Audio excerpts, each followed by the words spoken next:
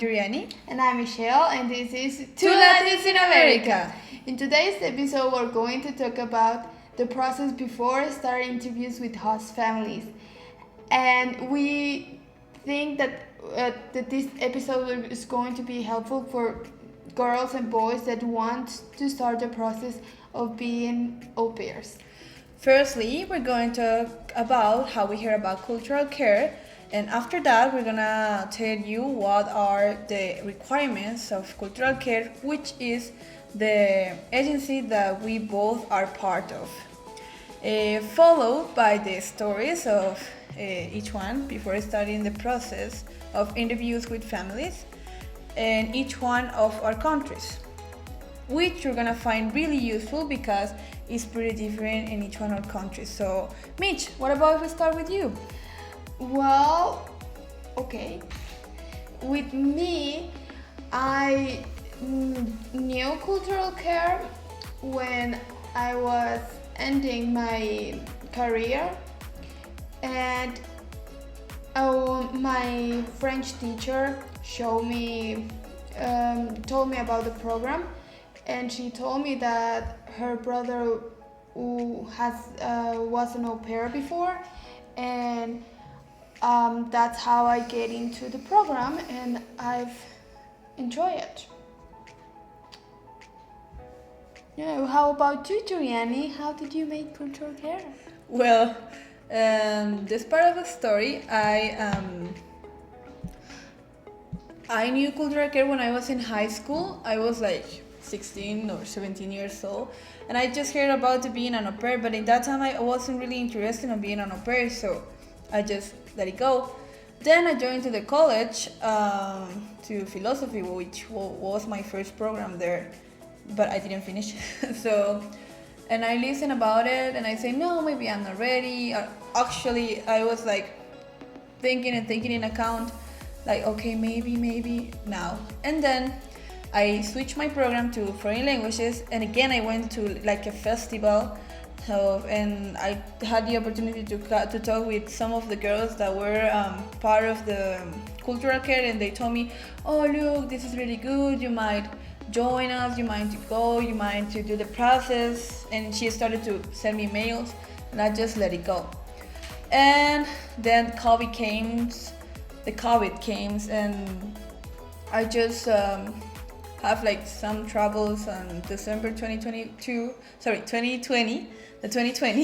It hasn't happened already.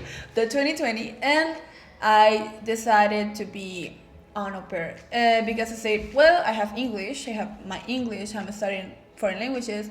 I like the kids because I have, like a lot of kids around me, and I just contact one of my teachers, my college teachers, and I say, hey, do you have cultural care number? And he said, yes, of course, but tell them that I sent you. And I was like, okay, I'm gonna do it. And I started my process in January 2021, and it was a long time, yeah. That's pretty detailed. Yeah, and that was how I joined to cultural care. Right now we move to the requirements of cultural care right now, Mitch. Yeah, the cultural care has some specific requirements. That's the age is between 18 and 26. That at least to have high school finished. That we have a controversy here, because I say high school, and the website says secondary, but we kind of count the grades, and we ended, our conclusion was like the equivalence would be high school. That's why we add that word. But you will find that cultural care says secondary. Also, you're going to do a physical exam that has to be translated in English. We have a commitment for at least 1 year, driver's license, and you need to have a letter with your criminal background. And besides those requirements, we had to do something that did not include in cultural care's payments or cultural care in general. it was one of the requirements that I've already had was the passport, but I know you did not. How was the process for you? Well, okay, I didn't have a passport just because sometimes you think like maybe you don't need it, but girls, if you are in this process of you really want to be an au pair and you don't have already your passport, go and get it because it's really important. And this story is really fun. Because of COVID, the office that is close to my city was closed, so I had to travel to Bogota, which is the capital of Colombia, to have my passport. And I made the appointment through the website, and one uncle offered me to drive me there in a motorcycle, and he has all the equipment of a motorcycle, and I was like a biker, you know, helmet and jacket and stuff, you know. And I remember that a picture of that? I have a picture, yeah. We're gonna put the picture right here. And I remember that I arrived to the place, and we have to wake up really early, like 3 a.m. to be on time because the appointment was at 7:15. And I arrived there, and I remember that I showed the screenshot to the guy who was in the entrance, and he said, "Oh, sorry, you don't have the appointment." What?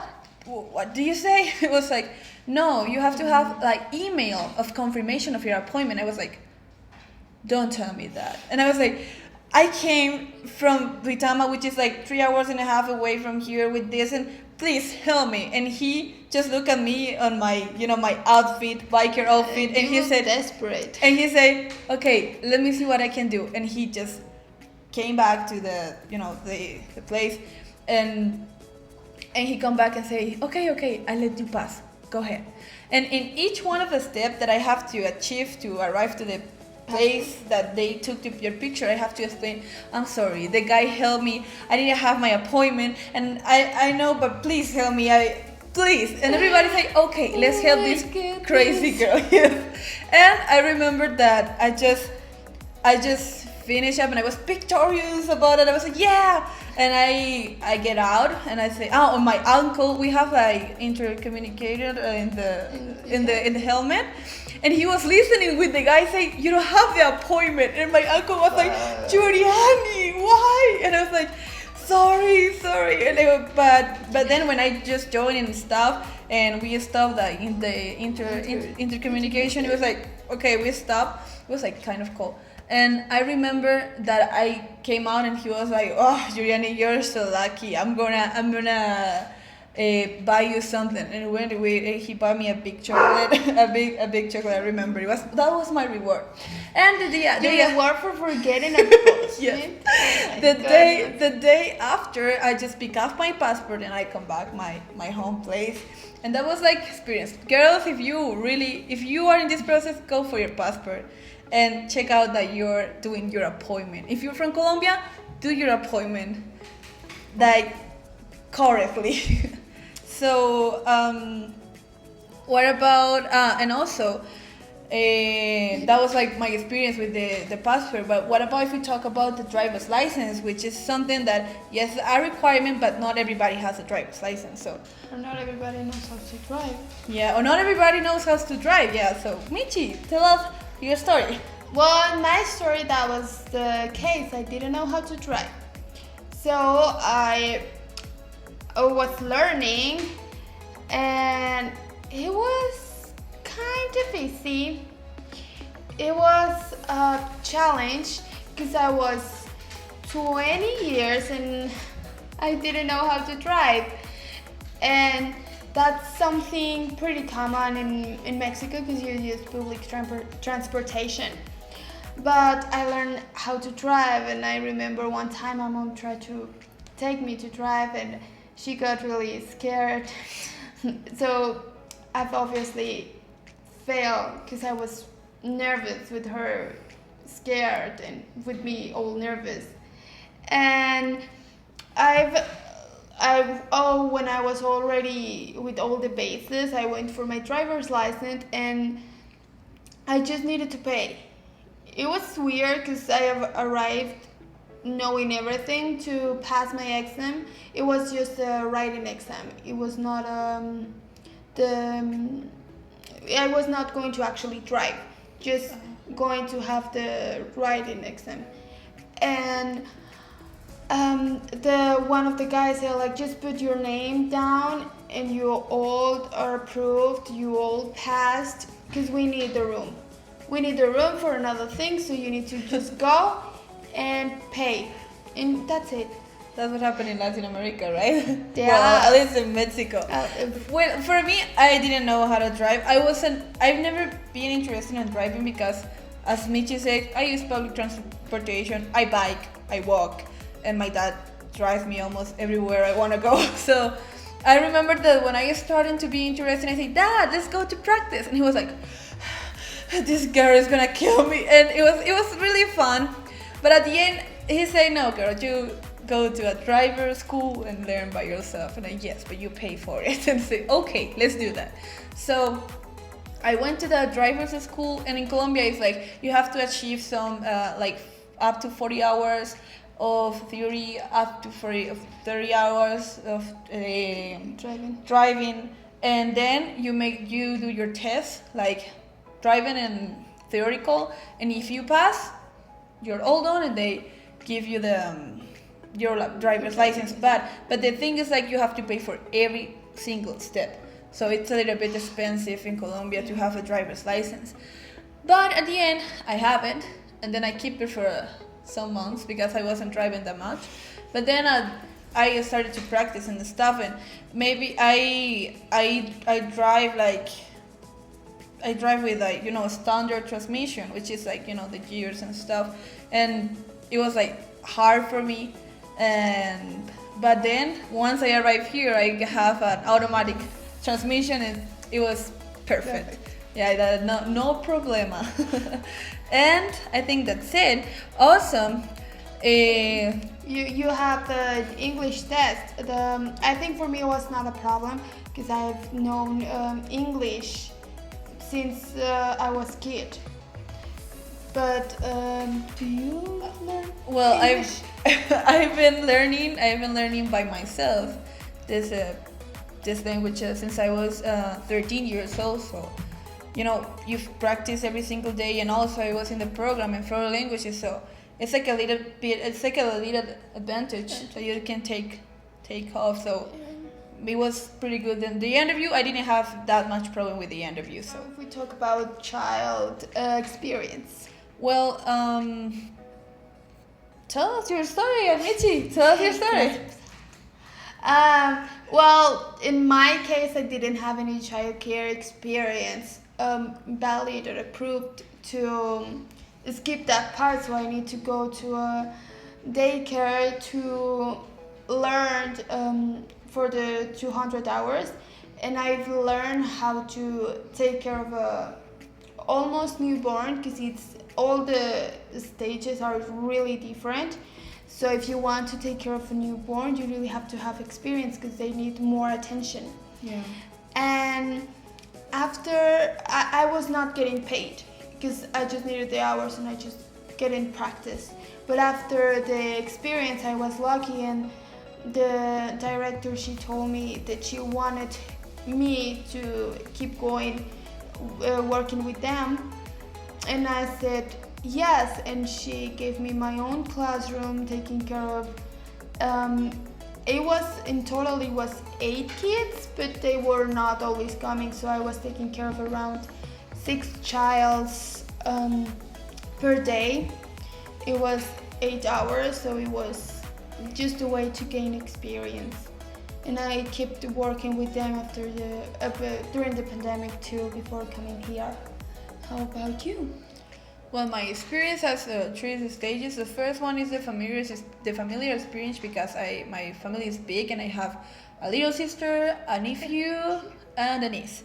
So I've been taking care of these 3 since they were born. At the same time. And sometimes at the same time, yeah.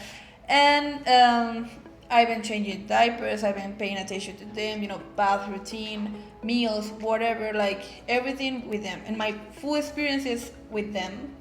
And I have like a bunch of hours. I can't say how many hours I put on it because I've been taking care of them since 2014. 2014, but actually I put that I've been taking care since 2016, which is the year that I was 16 years old, that I am kind of able to work like in part-time jobs. But well, that's my family experience. Then when I was between 17 and 19 years old, I took care of two children. One was 3 years old and the other one was 5 years old. So I had the experience, and I got those moms that I say, hey, remember you pay me for childcare. I need, like, you give me a review for the agency that I'm gonna go, like, cultural care.